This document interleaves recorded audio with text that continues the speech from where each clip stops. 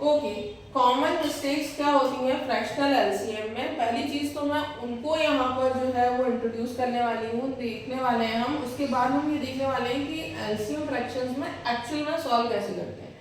ज्यादातर जो गलतियां होती हैं बच्चों से वो एक्चुअली में यहीं पे होती हैं। ये कॉमन प्रॉब्लम है जो कि एड्रेसेबल है, ठीक है। देखिए, अगर बीच में ऑपरेटर है प्लस और माइनस, आप देख रहे हैं ये फ्रैक्शंस लिखे हुए हैं, इन फ्रैक्शंस में जो ऑपरेटर है वो क्या लगे हुए हैं? प्लस। और अगर इसकी जगह माइनस भी होता तो भी, तब ये कंडीशन होती है कि हमें एलसीएम लेके सॉल्व करना है इसको, ठीक है। अब कई बच्चे होते हैं उनको ये लगता है कि भाई मैडम ये ऐसे लिखा हुआ है 1/2 इंटू 2/3 प्लस 4/3, तो भी पूरे का एलसीएम लेने बैठते हैं। अब आप एक चीज को ध्यान रखिए, अगर मल्टीप्लाई है तो आपको सीधे मल्टीप्लाई कर देना है, कट रहा है तो काट देना है, डिवाइड है तो सीधे डिवाइड करना है, तब आपको एलसीएम नहीं लेना है। एलसीएम केवल उस कंडीशन में लेना है जब दो के बीच में, दो टर्म्स के बीच में ऑपरेटर प्लस हो या माइनस हो, और वो भी क्या हो, फ्रैक्शन में हो, तब आप लेते हैं, ठीक है। अगर फ्रैक्शन में नहीं है, मान लीजिए लिखा है 1/2 प्लस 3, तो क्या करें? तो यहाँ पे कंफ्यूजन हो जाता है कि भाई क्या करें, सीधे जोड़ दें, कैसे करें? 3 + 1 4/2 कर देंगे बच्चे। रॉन्ग, ऐसा नहीं होता। ऐसा नहीं होता है कि 1/2 में सीधे 3 जुड़ा, तो ये भाई 3 + 1, या तो कुछ लोग करेंगे 4/2, या फिर कुछ बच्चे होंगे जो सीधे उठ के कर देंगे भाई हमने 3 में 3 इधर आ गया तो ये सीधे 3/2 ही हो गया। ऐसा भी कर सकते हैं, बट दिस इज रॉन्ग। जब आपको दिखता है कि भाई नहीं है कुछ भी, तो आप नीचे 1 लेते हैं। 1 लेने के बाद आप एलसीएम लेंगे 1 और 2 का, और देन जो प्रोसेस जो मैं यहाँ बताने वाली हूँ उसको रिपीट करेंगे, ठीक है ना। तो होती क्या है प्रोसेस, हम उस पर बात करते हैं। ये बात थी कि क्या गलतियां हम करते हैं जो हमें नहीं करनी है। ऑपरेटर प्लस और माइनस होगा फ्रैक्शन के साथ, तो एलसीएम लेना है तभी सॉल्व होगा, नहीं तो आपको मल्टीप्लिकेशन में ऐसा नहीं करना है कि भाई वहां भी अगर आपका लिखा है 1/2 इंटू 2/3 इंटू 4/3, तब भी आप चलेंगे और एलसीएम लेने बैठेंगे, तो दिस इज रॉन्ग। यहाँ पे आपका डायरेक्ट जो है वो कैंसिल आउट हो जाएगा। फाइन। अब हम नेक्स्ट की बात करते हैं, इसको कैसे सॉल्व करना है। देखिए, सबसे पहले तो हम एलसीएम लेते हैं 2, 3 और 3 का, ठीक है। अगर मान लो यहाँ पे 4 के नीचे कुछ नहीं होता तो हम 1 मानते, अभी है तो हमने एलसीएम लिया। प्राइम नंबर सबसे छोटा देखते हैं, 2 से डिवाइड हो रहा है, ये 1 आया, देन 3 है और 3 है। अब ये 2 से जा रहा है, नहीं जा रहा, अब ये 3 से जा रहा है, तो ये हमने लिया 3 यहाँ पर और सॉल्व करना स्टार्ट किया, तो ये हमारा सॉल्व हो गया। नीचे तीनों टर्म्स 1 आ गए हैं, तीनों डिजिट्स 1 आ गई हैं, नाउ इट इज कंप्लीटेड, ठीक है, ये हम इसको मानेंगे। अब 2 और 3 का जो है मल्टीप्लाई करेंगे, इट इज 6, तो एलसीएम इज द 6। ओके, ये तो हमारा आ गया एलसीएम का आंसर, ठीक है। अब इसको हमने यहाँ पे रख करा। अब देखिए, दिस इज 6। अब मेन कहानी जो शुरू होती है वो यहाँ से होती है, बस यहीं पे हमारी जो गलतियां सारी होती हैं जिन पे आपको ध्यान देना है।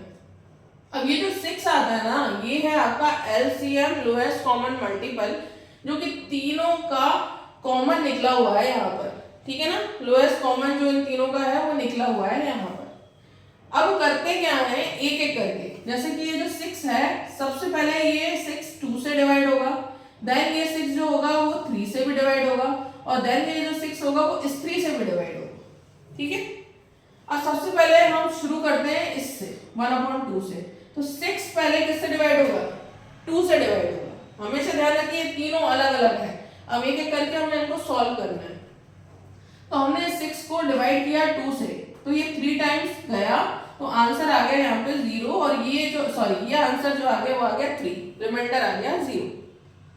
अब जो ये आंसर होता है ना, इस आंसर को आप ऊपर मल्टीप्लाई करते हैं, ये जो आंसर आया ना उसी में मल्टीप्लाई करना है भाई। ऐसा नहीं है कि भाई इसका आंसर निकला 3 तो चलो तुम्हें इससे मल्टीप्लाई करना है, तुमसे कोई फर्क नहीं पड़ता, नो, ऐसा नहीं है।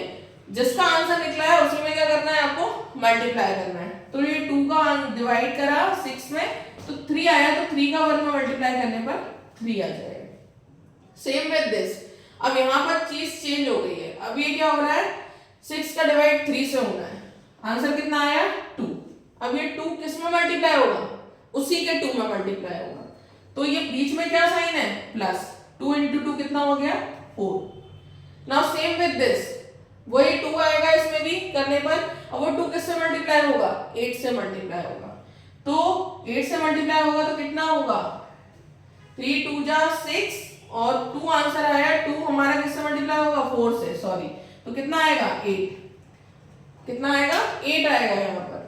ये 2 आया, 2 4 से मल्टीप्लाई हुआ 8। अब इन सबको हम अब जोड़ सकते हैं, तो हमने जब इन सबको ऐड करा तो आया 8 9 10 11 प्लस 4 15, ठीक है, 15/6 इज द आंसर।